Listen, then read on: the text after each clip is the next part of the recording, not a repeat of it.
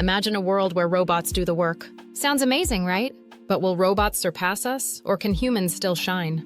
Today, we break down the robot versus human challenge. Robots are programmed to perform tasks. Humans, on the other hand, use creativity and emotions. This competition highlights both sides' strengths and weaknesses. First, let's explore how robots operate. They rely on algorithms and data. For example, robotic arms can assemble cars with precision. They never tire and make fewer mistakes.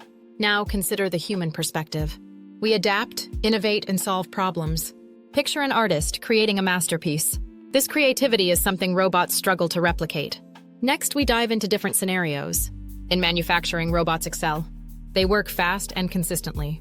But in healthcare, humans provide empathy and understanding. As we compare both, it's clear each has benefits.